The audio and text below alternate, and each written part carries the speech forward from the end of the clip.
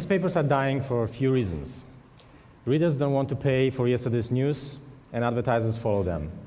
Your iPhone, your laptop is much more handy than New York Times on Sunday. And we should save trees at the end. So it's enough to bury any industry. So should we rather ask, can anything save newspapers? There are several scenarios for the future newspaper. Some people say it should be free, should be tabloid or even smaller A4, should be local, run by communities, or niche for some smaller groups like business, but then it's not free, it's very expensive. Should be opinion-driven, less news, more views, and we rather read it during breakfast, because later we listen to radio in a car, check your mail at work, and in the evening you watch TV. Sounds nice, but this can only buy time. Because in the long run, I think there's no reason, no practical reason for newspapers to survive. So what can we do? Let me tell you my story. 20 years ago, Bonnier, Swedish publisher, started to set newspapers in a former Soviet bloc. After a few years, they had several newspapers in Central and Eastern Europe. They were run by an experienced staff with no visual culture, no budgets for visuals. In many places, there were no even art directors. I decided to work for them as an art director.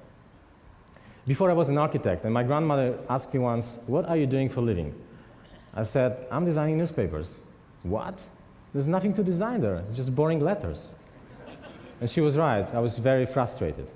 Until one day, I came to London and I've seen performance by Cirque du Soleil. And I had a revelation. I thought, these guys took some creepy, run-down entertainment and put it to the highest possible level of performance art. I thought, oh my God, maybe I can do the same with these boring newspapers. And I did. We started to redesign them one by one. The front page became our signature. It was my personal, intimate channel to talk to the readers. I'm not going to tell you stories about teamwork or cooperation. My approach was very egotistic. I wanted my artistic statement, my interpretation of reality. I wanted to make posters, not newspapers, not even magazines, posters. We were experimenting with type, with illustration, with photos, and we had fun. And soon it started to bring results.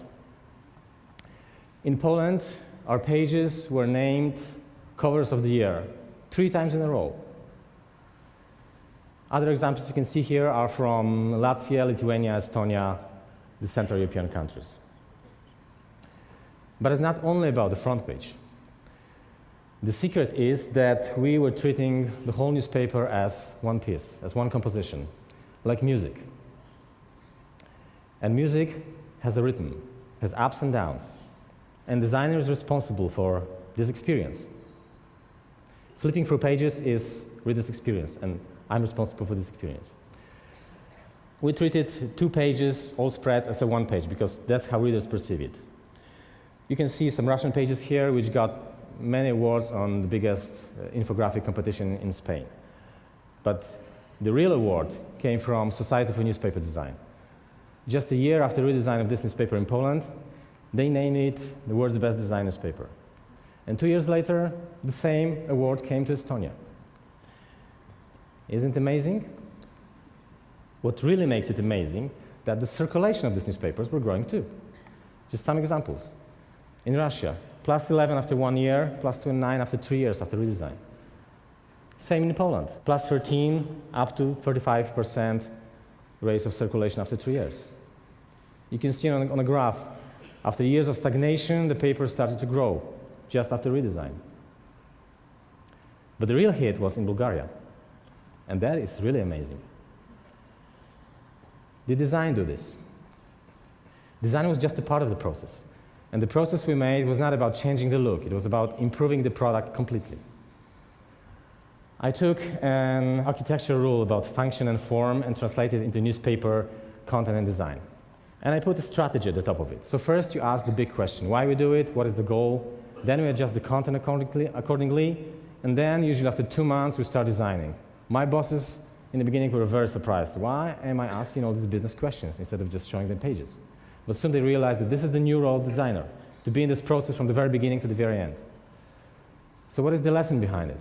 The first lesson is about that design can change not just your product, it can change your workflow, actually can change everything in your company. It can turn your company upside down. It can even change you.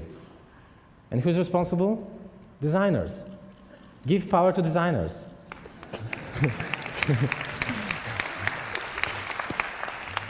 But the second is even more important. You can live in a small, poor country, like me. You can work for a small company, in a boring branch. You can have no budgets, no people, but still you can put your work to the highest possible level. And everybody can do it. You just need inspiration, vision, and determination.